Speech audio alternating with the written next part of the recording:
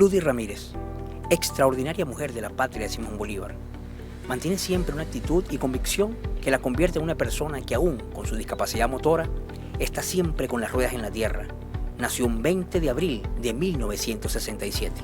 Desde que tiene conciencia revolucionaria, ha trabajado cada día sin descanso para construir una república llena de libertades plenas, con una democracia consolidada en el amor por el desposeído y la participación protagónica del pueblo.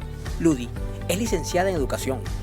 Se ha desempeñado con valentía y entrega por educar y formar con ética y moral, como producto de su lealtad por el gigante eterno Hugo Chávez, el cual la nombró presidenta del Consejo Nacional para la Integración de Personas con Discapacidad, CONAPI, desde el año 2005 al 2011. Posteriormente, y gracias al llamado de la gran revolucionaria María León, se desempeñó como secretaria de la Comisión de Familia en la Asamblea Nacional, cargo que desempeñó con entera dedicación y grandes transformaciones, situación que trajo como consecuencia ocupar la Coordinación Nacional de Mujeres en situación de vulnerabilidad del Instituto Nacional de la Mujer, INAMujer. Buenas noches a todos y a todas en Cenando con Blanca. Estamos con la compañera Ludy. Hola Ludy, bienvenida a Cenando con Blanca. Gracias, Blanca. Una gran amiga de hace muchos años. Y te voy a confesar que eres mi primer mujer entrevistada carabobeña y valenciana. Qué bueno, gracias, Blanca. Es un honor para mí estar en tu rol como comunicadora, que Chávez nos llamaba tanto a ser comunicadores y comunicadoras. Verte en este nuevo rol me encanta. Me parece además porque no eres valenciana, corrijo, de Los Guayos, municipio de Los Guayos. Sí. ¿Ahí dónde resides? Resido allí, pero yo nací en San Juan de Colón, en el estado Táchira. Una parte de mi crianza fue en Caracas, otra parte en Santa Bárbara de Barinas y después de los 12 años en Carabobo. Después Los Guayos, recuerda que Los Guayos antes no era municipio, era todo Valencia. Sí. Y bueno, de allá provengo. Eso es una edición que tuvimos, producto de la cuarta, donde para repartirse la torta, Carabobo lo dividieron en 14 municipios, allí entró Los Guayos, porque anteriormente era la Gran Valencia. Es así. La Gran Valencia. Ludy, háblame de ti, háblame de tu niñez. Bueno, mi niñez, debo decir que no tenía discapacidad, porque la gente lo ve a uno así. Bueno, algunos piensan que fue algo de nacimiento.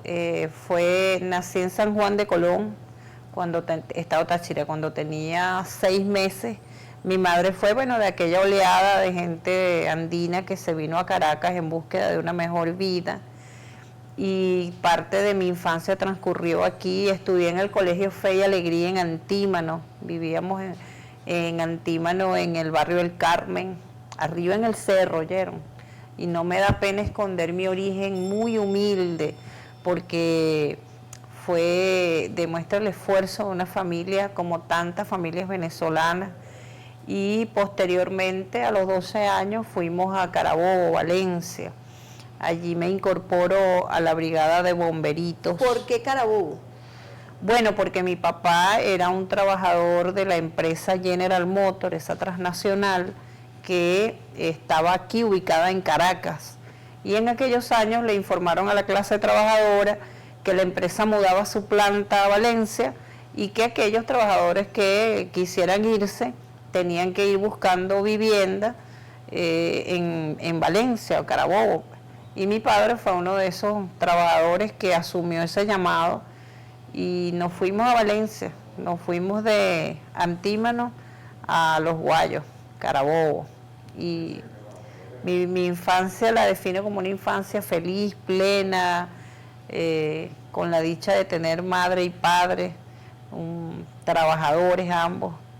Mi madre al principio trabajaba fuera del hogar, pero una vez que ya fuimos varios hermanos, ella decidió asumir el rol de ama de casa, que también reconocemos como un trabajo, y que mi padre hizo grandes esfuerzos para que todos nosotros, somos 6 en total, 3 hermanos, todos estudiamos y afortunadamente una familia que yo defino como una familia maravillosa. como tantas otras familias venezolanas. Una anécdota que recuerdes, ese lapso de 11 a 12 años, 9, 10, 11, 12, una anécdota de Ludy. Bueno, son muchas. Yo considero que era una niña muy dinámica. A mí me gustaba mucho la natación y la gimnasia. Era una atleta destacada en el liceo. Yo empecé a estudiar en el Eduardo Crema en Montalbán y me destacaba mucho, especialmente en el salto de plinto, era muy buena. Yo lo recuerdo que hacía saltos que a otras les parecían muy temerosos y yo, vamos, le pedí a mi mamá que quería estudiar la disciplina, la gimnasia, en el mismo Teo Capriles donde practicaba natación, pero bueno, dio una coincidencia que cuando me tocaba la prueba de gimnasia, tenía asma y por supuesto no aprobé. Siendo tan buena deportista, el día que me correspondía tenía un severo ataque de asma y no pude ni siquiera montarme en las barras paralelas de la asfixia que sentía.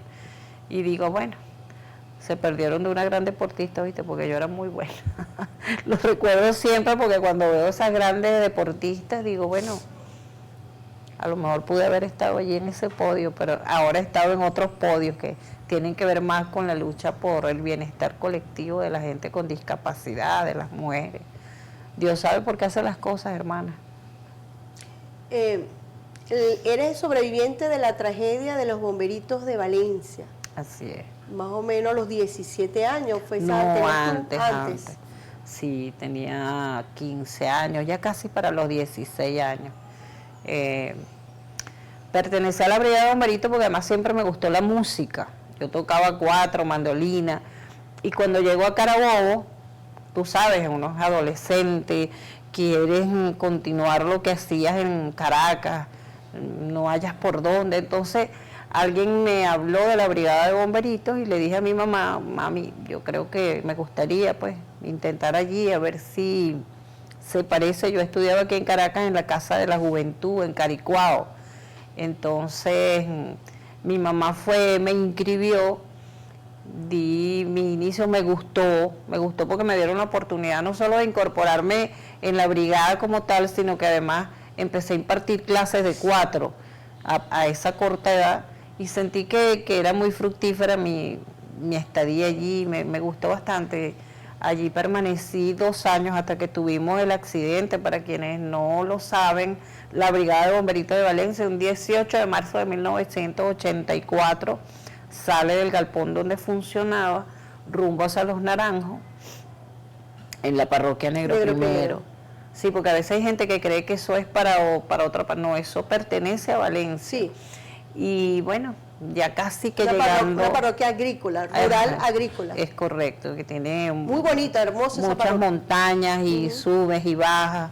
En una de esas bajadas, ya casi para llegar al pueblo, en una curva llamada El Cristo, el autobús se precipitó por allí y bueno, desafortunadamente fallecieron 6 bomberitos, el comandante de los bomberos, el conductor y la esposa. Y bueno, tristemente además de la tragedia, yo siempre traigo a colación cuando toco ese tema, que la gente dice que ahora se ven cosas muy feas cuando hay accidentes. No, cuando nosotros tuvimos ese accidente en el año 84, lo primero que ocurrió fue que hubo personas que bajaron a robarnos, ¿sabes? Tristemente. Pero hay que ser bien osado porque yo conozco la parroquia Negro Primero, de hecho yo soy de Valencia, y para poder llegar allí a donde ustedes estaban, para poder robarlos, o sea, hay que estar como quien dice, o sea, qué clase de personas, ¿no? Porque sí. Es que nada más con el simple hecho de pensar, de bajar a ese espacio donde estaba el autobús, mira, cuesta. Sí, fueron desafortunadamente los primeros que llegaron, ¿no? Porque después sí llegó gente del pueblo a ayudarnos, sí, a prestar todo su apoyo, que fue además muy doloroso porque la mayoría éramos niños y niñas, pues.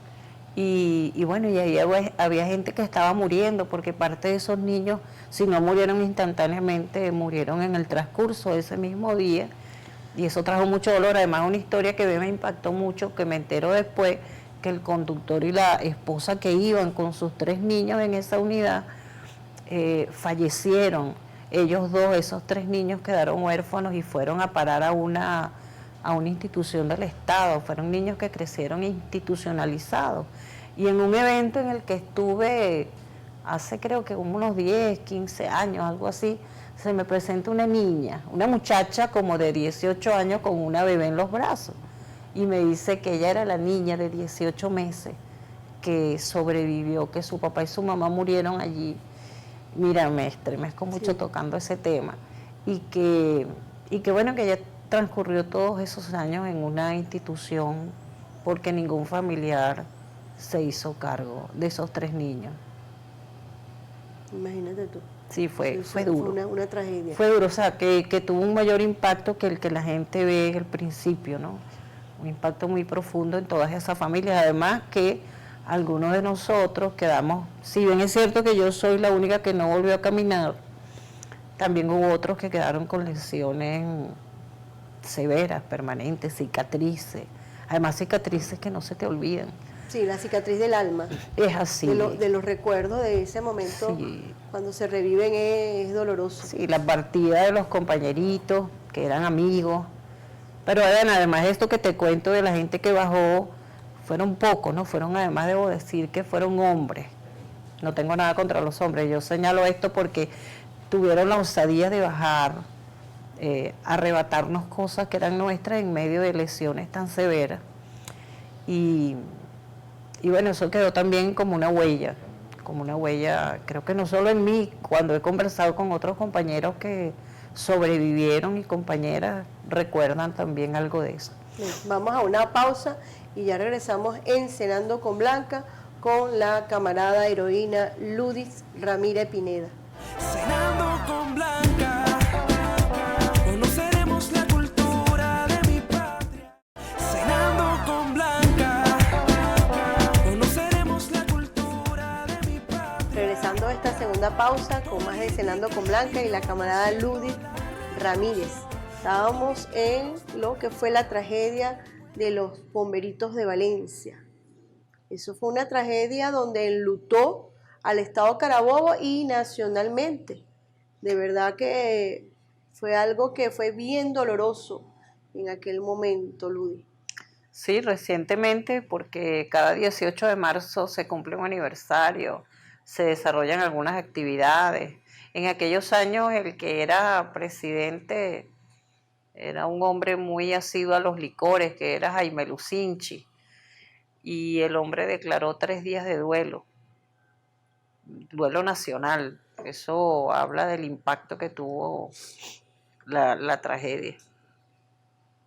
Ludi, después de esa tragedia entra un ciclo en la vida de Ludis Ramírez Pineda. Háblanos de eso. Sí, sin duda, yo era una muchacha, una adolescente, deportista, había culminado el bachillerato y el plan era estudiar ciencias administrativas y gerenciales, ya tenía el cupo, tú sabes, ese era el plan. Pero a veces el plan, bueno, Dios tiene otro plan. El plan no era ese, el plan era otro. Sin duda un antes y un después, porque ya cuando vuelvo a casa, vuelvo en la silla de ruedas. Caemos en cuenta que la silla de ruedas no entra en el baño, que no tenemos rampa en la casa para que yo pueda hacer uso de ella. Mi papá con todo su esfuerzo hizo todo lo que pudo para que esa casa se transformara en un espacio donde yo pudiera ser lo más independiente posible. Se te va a enfriar el... Ay, gracias, Blanquita. A ver. Te quedó muy bueno ese té. Si así va a estar la cena, bueno, pues me vas a tener como invitada asido aquí. Así no me invite.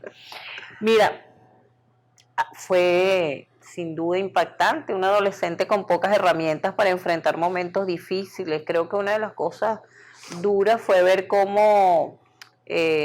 ya no me frecuentaban las mismas amistades, se distanciaron mucho.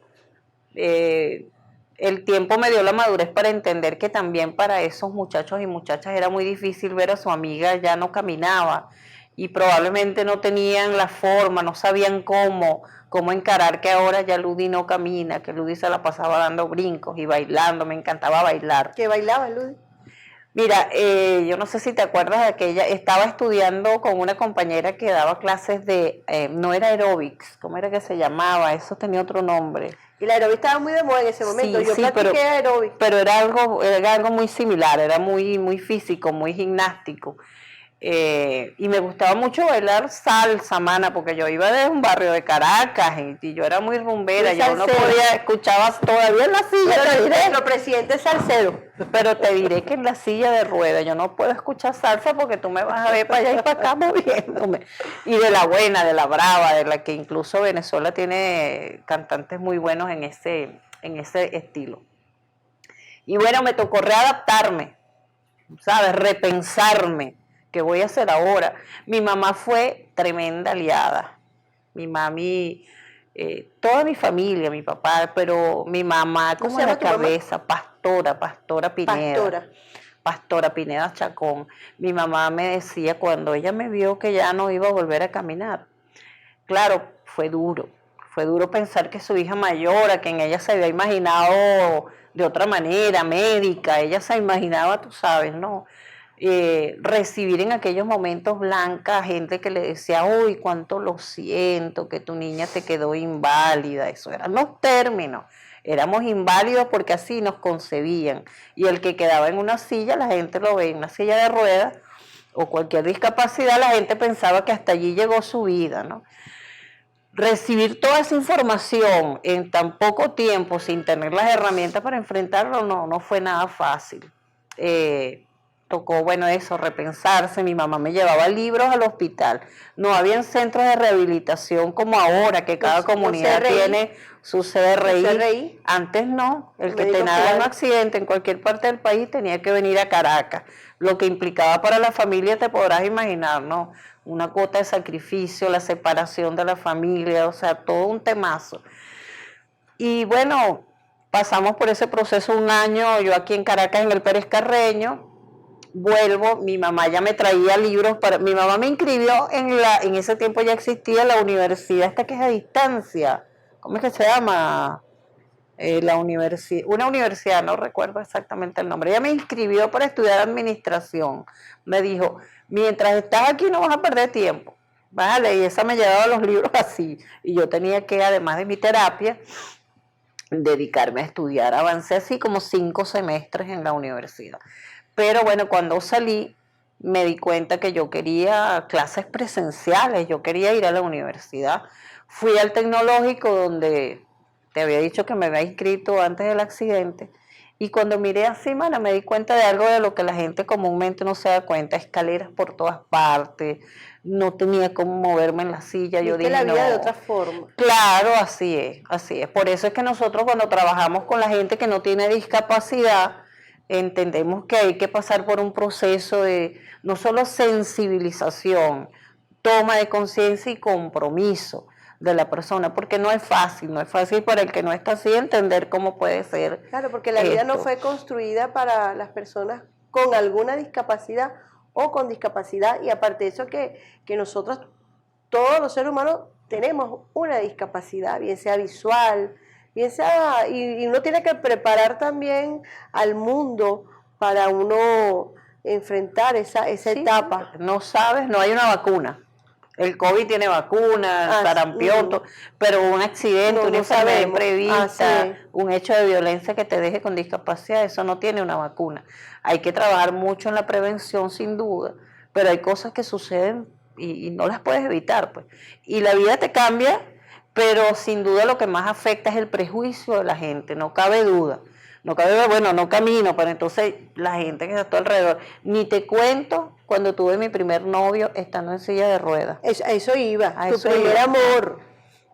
¿Cuántos novios tuviste? No, mi primer amor fue antes de eso. Antes de eso. Sí. Pero tuviste varios, me informaron por ahí que tuviste varios, como 10, cualquier cantidad. Dios mío, ¿quién te informó eso? No, fíjate, eso tiene que ver precisamente con que cuando estás con discapacidad, A mí me tocó lidiar, no a mí sola, esto le pasa a todo el que tiene discapacidad. La familia de la persona, de la pareja que te escoge o que tú escoges o que se escogen, te juzga generalmente, habrá sus excepciones, pero básicamente te ven como el beso del diablo, o sea, esta no, yo quería para mi hijo lo mejor y ella en esa silla inválida, pobrecita, ¿qué va a ser de la vida de mi muchacho? Ese era como que lo común, lo que se repetía. Entonces, claro, frente a aquel drama, yo era una adolescente. Y muy bonita, por cierto, porque yo vi por ahí una foto que me enseñaron y Ludith, de verdad, una belleza. Todavía es una mujer a tu edad, a la edad de nosotras, que se conserva y muy bonita. Vamos a una pausa y ya regresamos con más de Ludith y de los novios que tuvo Ludith. ¿Ah? Nos va a comentar eso. No se lo pierdan.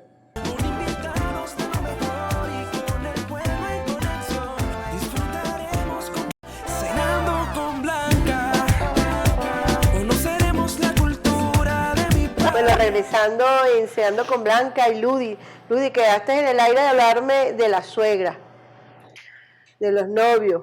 Sí, bueno, es un tema que, aunque yo hoy lo veo como algo jocoso y nos reímos en su momento, fue un tema tormentoso, novelesco, diría yo, porque, oye, era un drama.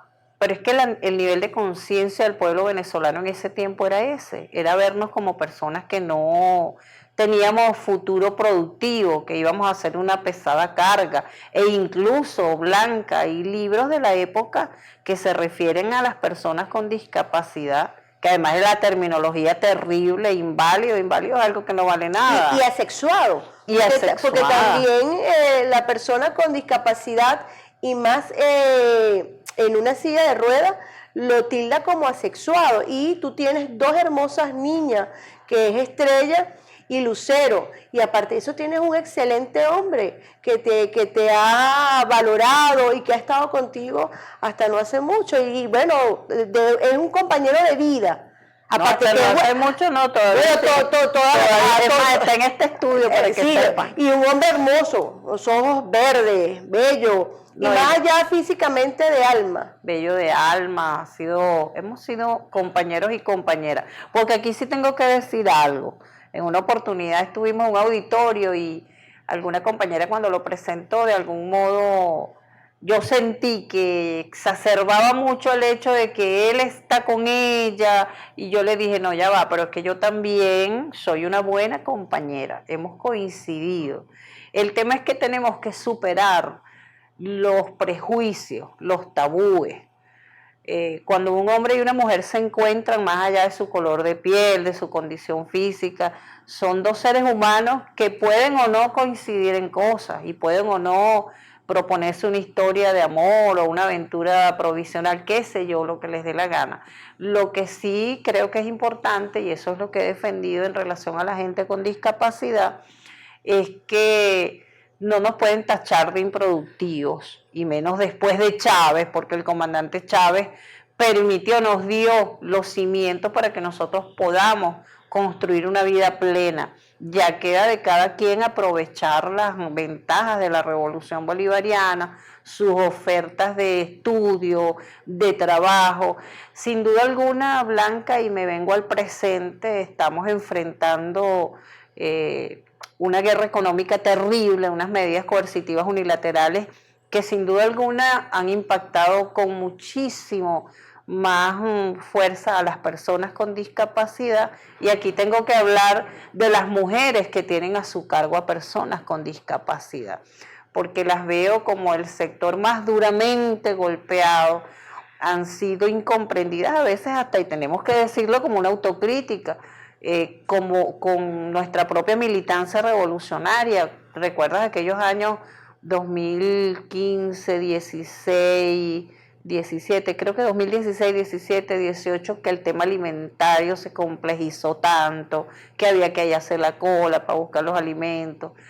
Y bueno, la incomprensión a veces de que no entender que ella tiene niños con discapacidad o niña y no puede estar en la cola tanto tiempo porque ese niño o niña requiere de una atención especial. En algunos espacios les exigieron llevar a los niños o niñas con discapacidad a pesar de tener su certificado. O sea, son enseñanzas que tenemos y a partir de eso, bueno, hemos construido propuestas para seguir humanizando todos los espacios, para que se siga facilitando todo el proceso de inclusión. Y te digo una frase que puede sonar muy poética y romántica, pero es que no queremos, quienes tenemos trayectoria en esta lucha, que las nuevas generaciones de la discapacidad pasen por todos los dolores y sinsabores que pudimos haber pasado nosotros y muchos que ya no están, que cambiaron de paisaje, pero que hicieron grandes aportes en esta lucha. Reconocemos sin duda alguna a nuestro eterno comandante Chávez, lo recordamos con un profundo amor, con mucho dolor, porque se fue, su legado queda, pero sin duda alguna nosotros queríamos tenerlo siempre. Tú sabes que cuando uno ama a alguien, uno lo quiere tener siempre cerquita. Y bueno, el comandante se marcha y nosotros sentimos un inmenso compromiso en el caso de la discapacidad, pero yo te decía, Blanquita, que en los últimos años nosotros hemos venido construyendo la línea de trabajo de la equidad e igualdad de género en el sector discapacidad, porque también ocurría algo, que el liderazgo de la discapacidad era básicamente ocupado por hombres, y entonces los temas propios de las mujeres que tenemos discapacidad no se visibilizaban. Pensar en una mujer con discapacidad como yo, embarazada, yo tuve que pasar por unas grandes dificultades porque la gente me veía y parecía el fenómeno de un circo. ¿Y cómo hiciste? O sea, que cómo hice yo para quedar embarazada. Y entonces uno decía, o sea, ¿cómo te digo? Pues, ¿Y dos niñas? Y dos. No una sola vez, dos veces. Dos veces. Y te cuento que me tuve que esterilizar porque quizás hubiesen sido más, pero yo decidí, como dueña de mi cuerpo, que yo no iba a tener más hijas, pero más allá de un tema de que no soy una superheroína, ojalá este fuese el común denominador. ¿Y tienes nietos también? ¿Tienes un nieto? Tengo un nieto y uno que viene en camino. Mi hija menor, que fue la primera que se casó, ya se casó con un compañero de nacionalidad china. Entonces mi primer nieto se llama Tianzhou Hailan Gu Cedeño. Y mi hija mayor está ahorita en la ¿Cómo es salud y como abuela con ese hermoso niño? Oye, te puedo describir en una sola palabra, me derrite. Mi nieto me derrite, yo lo veo y siento que es el amor que me brota por todos los poros y creo que estoy disfrutando mucho. Ya habla, ¿no? Tiene 2 años. Está aprendiendo a hablar, está hablando 2 idiomas simultáneamente, aprendiendo el chino y el español, pero su presencia me ratifica que valieron la pena todas aquellas circunstancias. Y creo que puedo tratando con mucho amor de hacerlo, de contribuir para que otras historias puedan también fortalecerse y avanzar. Te repito, no soy una heroína, no me veo así, me veo como una mujer como muchas otras. Tú no te ves, Mar no se veía marxista, lo vieron marxista, y Chávez no se veía chavista, se veía Chávez. Chavista lo vemos somos nosotras y nosotros. Y nosotros te vemos como una heroína. Gracias, mi amor. Y es una heroína sin barrera. Bueno, estamos impulsando una organización de mujeres con discapacidad y otras que tienen a su cargo a personas con discapacidad, precisamente para que esta línea de trabajo transversalice todas las luchas, porque tenemos mujeres de la clase trabajadora que son mujeres que tienen hijos con discapacidad y muchas veces son incomprendidas, sus espacios de trabajo se ven amenazados, se ven permanentemente cuestionadas porque piden permiso, porque tienen que llevar a los niños a las terapias, o sea, muchas circunstancias. Creemos que mucho de eso pasa por falta de información, pero también reconocemos que en algunos espacios pasa por falta de solidaridad. Y es nuestro trabajo precisamente contribuir para que cada vez vayamos erradicando, acompañando la lucha de nuestra Leona y la lucha de todas las mujeres que nos reconocemos feministas en este proceso, que no existe un espacio de discriminación hacia nuestras mujeres, sea cual sea su condición. ¿En qué momento se conecta Ludith Ramírez Pineda con Chávez? Bueno, yo creo que como casi toda la militancia de este país, exceptuando la juventud más reciente. ¿En algún otro partido? Yo estuve militando en Causa R, pero cuando la Causa R era radical de verdad, no esa Causa R que después se volvió placentera y acomodándose allá a la extrema derecha, no. Cuando la Causa R era realmente la de Maneiro, ¿sabes? De allí provengo. Esa fue mi primera militancia. Y decirte que esa militancia me trajo después a conectarme con aquel por ahora. Los objetivos no han sido alcanzados. Creo que como muchísimo, como millones de venezolanos lloré cuando lo sacaron de Miraflores, cuando el comandante, tú sabes, pues vivió todo aquello, se lo llevaron preso. Y después cuando insurge, cuando sale, cuando nos convoca a seguirlo. Yo era de esos millones de venezolanos y venezolanas que andábamos tras el sueño de Chávez, que se convirtió en el sueño de todos nosotros y nosotras. Y bueno, la vida, el universo conspiró, Dios poderoso conspiró, y un día nosotros, un equipo de personas con discapacidad de mi municipio, Los Guayas, estábamos presentando proyectos, ideas para que se nos tomara en cuenta para la creación de una unidad municipal. Se dio con el primer alcalde bolivariano en el municipio de Los Guayos, el profesor Olivio Pinto.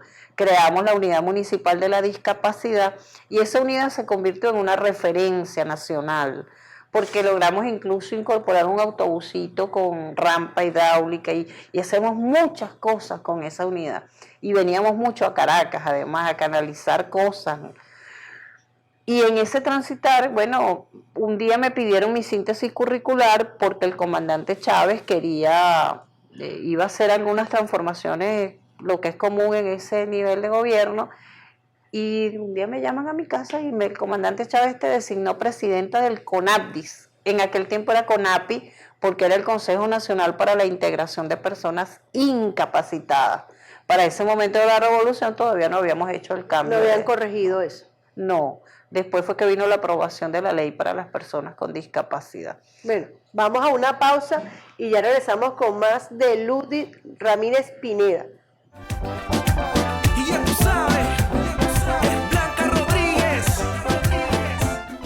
Cenando con Blanca, conoceremos la cultura de mi patria. Bueno, ya regresando de esta pausa y cenando con Blanca, bueno, ya el último segmento, Ludy, vamos a aprovechar el tiempo, porque los tiempos de televisión son cortos.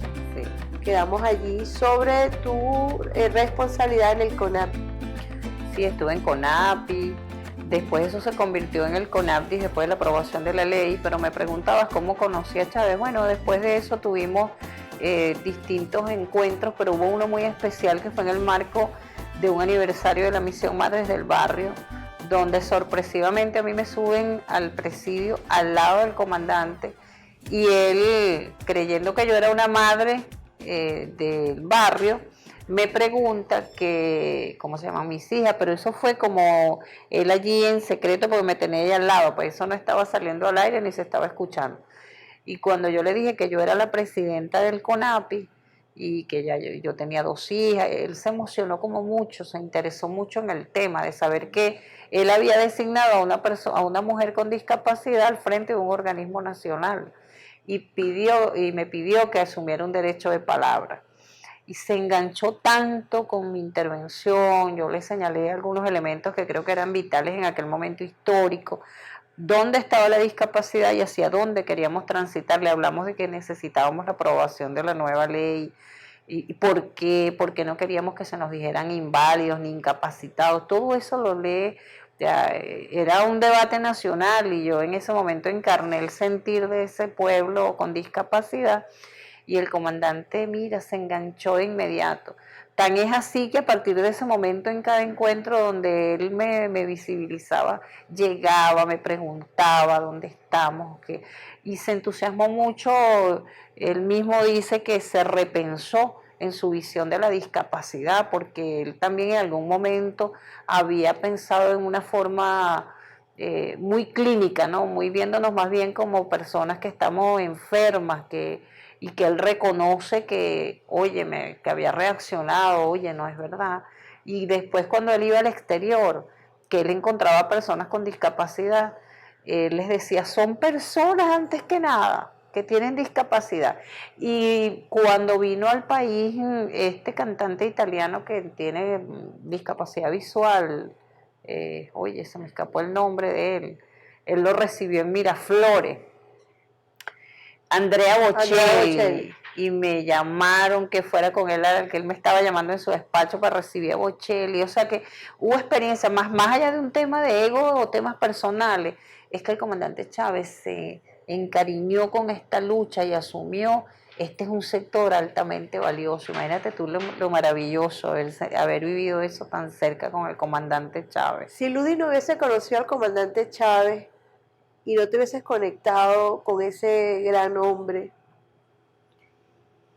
y no hubiese agarrado el camino de la parte social y la política, ¿qué estuviese haciendo Ludi en estos momentos? Uy, es una pregunta compleja, porque yo no me imagino mi vida sin Chávez, para comenzar por ahí, ¿no? No me imagino en la política, aunque hice vida política antes de Chávez, sin duda alguna no dimos pasos firmes, ¿no? Todo se quedaba allí, no hubo nada en lo concreto, pero con Chávez logramos concretar. No sé, me gustaba la música, probablemente hubiese estado en algún grupo musical, hubiese sido no educadora, quizás me hubiese ido más por la administración de empresas. Es difícil, es una pregunta que me sorprende, de verdad, no me pongo en el ejercicio de pensarme la vida sin Chávez, es difícil. Bueno, Ludis, ¿alguna anécdota con la comida? ¿Qué cocina Ludi? ¿Qué hace Ludi en los momentos que no ejerce la política y la parte social? Llevo una vida, la palabra normal no la debemos usar en esa forma, una vida, yo diría que muy, muy común. Cotidiana. Como muy cotidiana, cocino, hago muchas cosas desde la silla de ruedas, lavo, hago los oficios de la casa cuando estoy en la casa, generalmente. Cuando llevas una vida política y social es una vida extraordinaria. Sí lo es, una vida que se sale de lo común. Se sale de lo normal, de lo común. Es así, es así. De lo cotidiano. Cocinar, he variado mucho el menú en los últimos 2 años, diría yo, porque como mi hija menor se casó con un compañero de nacionalidad china, que además es un gran amigo, una persona que he aprendido a querer mucho, a mis 2 yernos. De él he aprendido mucho la cocina asiática, pero le he metido el ingrediente venezolano, entonces él ha aprendido a comer, bueno, le tengo que meter bastantes vegetales, le tengo que poner el picantico de tal cosa, pero ha sido muy enriquecedora la experiencia, ¿no?, en lo culinario. Pero me sigo quedando con mi pasta 4 quesos. Si tú me preguntas cuál es el plato que más te gusta, yo te digo la pasta 4 quesos, me encanta. Y la preparas muy buena. Sí, tengo unas sobrinas que ahorita están en Perú y me llaman, tía, como me diciendo cómo es que se prepara. Y yo le pongo al final un toquecito de riqueza o de chigüimi. Ay, tía, eso aquí no se puede comprar, eso que es muy caro. Bueno, invéntate una con queso amarillo, pero eso es divino. Y más que el tema de la cocina, creo que una de las cosas que como mujer con discapacidad he aprendido, Blanca, es a disfrutarme cada día, como si fuera el último. Suena muy a cliché, pero es verdad, porque la vida es así como un paseo cortico que no sabemos cuándo se termina. Y esa es mi recomendación para la gente, tenga o no tenga discapacidad. Disfrútese cada momento. Yo me estoy disfrutando cenando con Blanca, que me va a durar, como que recargo la batería, está bien ameno, tienes un equipo maravilloso de trabajo. Veo que hay mucha atención y veo mucha humanidad, mucha empatía entre ustedes. Eso no se consigue en todas partes. Pero tú también tuviste un programa de televisión. Tuve la dicha de tener el primer programa latinoamericano no de personas con discapacidad, sino cuyo tema central era mostrar las potencialidades de las personas con discapacidad. Por ahí desfiló María León, Nora Castañeda, y en su momento te mencioné que estuvo hasta el que era vicepresidente de Ecuador, que anda en silla de ruedas, que después se convirtió en presidente y traicionó a la Revolución Ciudadana. Infortunadamente lo tuvimos en el programa Venezuela Libre de Barreras, que arrancó en TV en su plantilla original cuando el comandante Chávez instruyó que arrancara esa televisora. ¿Arrancaste con María?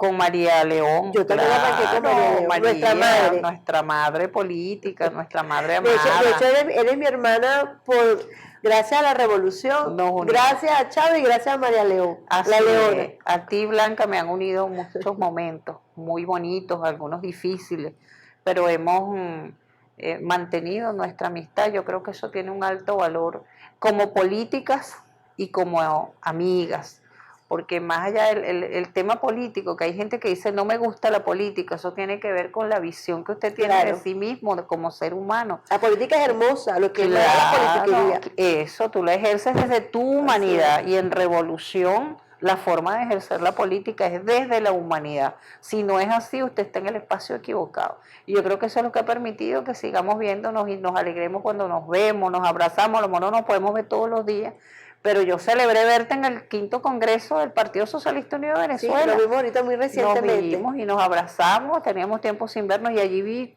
personas de verdad que tenía tiempo que no las veía, porque la pandemia hizo estragos en esa posibilidad de vernos con tanta frecuencia, pero la distancia no bloquea los corazones, y aquí estamos. Y la idea de este programa, Ludi, es concebido, porque fíjate, una cena muy amena para conocer la parte humana del político. Bienvenido, Qué rico. vamos a cenar, una cena ligera, Súper o sea que ligera, no muy vamos a rica. engordar hoy. Así es, lo más sano que además Entonces debemos fíjate que hacer. en esta cena puedan conocer a la Ludi madre, a la Ludi abuela, a la Ludi esposa, y esa parte humana de esas mujeres que para ellas tú eres un ejemplo, porque eres una heroína que no ha tenido barreras, y es una persona que ha superado todas las vicisitudes y que eres digna de ejemplo para las mujeres venezolanas. Eres mujer defensora de los derechos de nuestras mujeres, de las personas con discapacidad. Estuviste al lado del comandante Chávez, muy amiga de la Leona, fíjate. De verdad yo me siento orgullosa que estés aquí en mi programa y de tenerte a ti como camarada y como amiga. No, yo soy quien te agradece esta oportunidad. Vi nuestra Leona amada, después vi a Asia Villegas aquí también contigo. He visto pues que por aquí ha desfilado gente muy importante que ocupa altas responsabilidades de gobierno, pero más allá de eso he visto gente que son muy humanas, muy profundas, que le han aportado mucho en lo cualitativo a esta revolución, y entonces es un honor poder ocupar un espacio donde ellas han estado, porque te engrandece, te enriquece, te recarga esas baterías humanas que a veces tú sabes, por ciertas circunstancias uno pudiera sentirse un poquito decaído en algunos momentos, pues somos seres humanos ante todo, somos humanas. Y como humanas, bueno, seguimos construyendo, seguimos aportando. Así que te felicito por este programa tan original, porque estamos acostumbrados al tipo de programa que primero quiere saber en lo político, qué has hecho, qué viene, cuál es el plan, para dónde. Pero desde lo humano, también creo que cada una de nuestras experiencias puede servirle de aporte a esas mujeres, en este caso en particular, humildemente se los digo, esas mujeres con discapacidad o que tienen hijos con discapacidad, que no se sientan solas, pero además un llamado a los movimientos de mujeres blancas, a las organizaciones de base, para que le den espacio de participación. Olvídese de esa visión lastimera del pobrecito. No, primero porque en cualquier momento le puede ocurrir una discapacidad. Más allá de eso, porque cada venezolana o venezolano tiene mucho que aportar, que tributar en la construcción colectiva, y cada uno de esa gente que tiene discapacidad, sea mujer, sea hombre, sea adolescente, que se quiere incorporar y manifieste, bueno, vamos a sumar voluntades para ver cómo la llamamos, cómo la traemos, si hay que empujar la silla de ruedas a los espacios de reunión. Entonces, muchas gracias, y voy a mi primer bocado de esta maravillosa cena. Bueno, pues ahí vamos al Congreso de nuestras mujeres. Tenemos una ministra maravillosa, nuestra compañera Diva Guzmán. No, yo estoy encantada, una muchacha joven de la clase trabajadora, que tiene mucho que aportar, tiene mucha vitalidad, pero es que además yo reconozco las ministras que hemos tenido, que han sido buenas amigas, mujeres. Creo que cada uno en su momento ha hecho grandes aportes a la revolución bolivariana. Sin duda, mi ministra eterna será María León, la pionera, la Leona de Chávez, la que todos amamos tanto. pero sé que cada una de las compañeras que va llegando a esa instancia de lucha hace grandes esfuerzos por seguir nutriendo ese espíritu de nosotras las feministas, pero además del pueblo que, no siendo feminista, quiere sumarse a la construcción nuestra, que es tan hermosa y tan necesaria. Bueno, ya finalizando este programa, Cenando con Blanca, teniéndote aquí, bueno, ya las palabras de Ludi. Bueno, les recomiendo que se arreglen y se pongan bonitas en Buenos Estilos. Es un salón de belleza que queda en Valencia, Parroquia Miguel Peña. Eso, bueno, los invito y bueno, en el próximo programa le damos más detalle para que se arreglen allá. Mira, me acomodaron el cabello. Ay, qué bueno. Pues dice, mujer bonita es la que lucha. Es la que lucha. Y nosotros somos mujeres bonitas porque luchamos día a día. Así y es. nos arreglamos en Buenos Estilos. Y Entonces, para allá, ¿sí? me vas a dar la dirección. Te invito para que vayas allá. Bueno, finalizando este programa por ANTV, el canal del Pueblo Legislador. Bueno, nos estamos viendo en una próxima oportunidad en Cenando con Blanca.